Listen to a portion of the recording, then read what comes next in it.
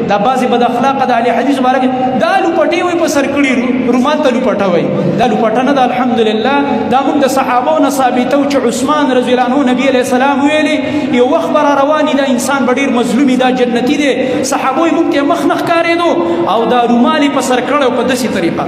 داسې طریقه رومال په سرول د لباس کې منع خو نشته دی که څوک یې داسې په سروي ګرمي ده که څوک یې داسې په سروي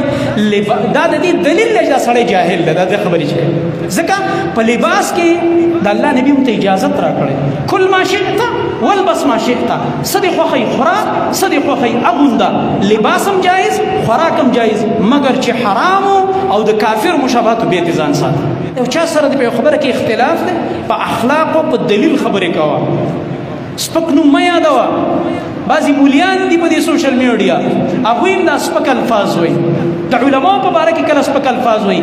ته که دومره تکړه او په تا کې علم د علم په زور خبرې وکړه سپک الفاظ مه وایه فلانې داسې دی او فلانې داسې دی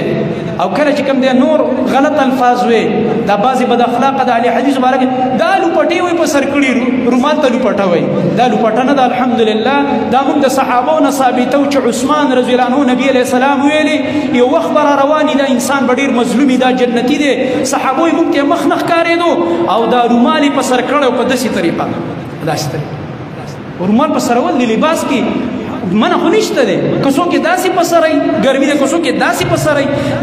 دا د دې دلیل دی چې دا سړی جاهل ده دا د خبرې چې ځکه په لباس کې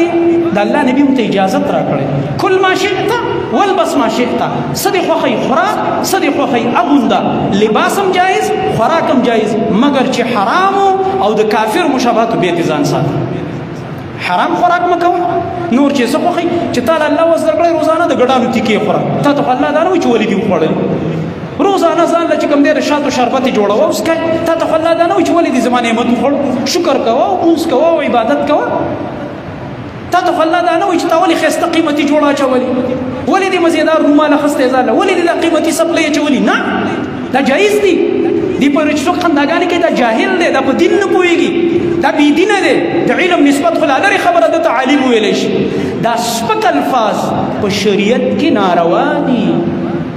دا خلق په قرآن نه پوهېږي قرآن کې الله فرمایي ولا تنابزوا بالالقاب دا غلط نومونه مه وایه که چا سره د اختلاف نو چې تکړه د علم په بنیاد خبرې کوه د دلیل په بنیاد خبره وکړه نو چا سره چې علم او دلیل ختم شي او تی بوتې یو څو زده کړي نو هغه یو څو او تی بوتې خو څه وخت پورې هغه به ختم شي دروغ ورسره یا ختم شي نو بیا په کنځرو شروع وکړي بیا په ذاتیاتو حملې شروع کړي دا حرامه ده زما محترم ورونو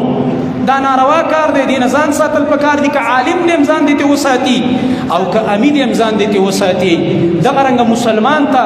داسې نوم ویل ورپسې الله فرمایي بئس الاسم الفسوق بعد الايمان بد نوم د فسق والا دی پس د ایمان سمان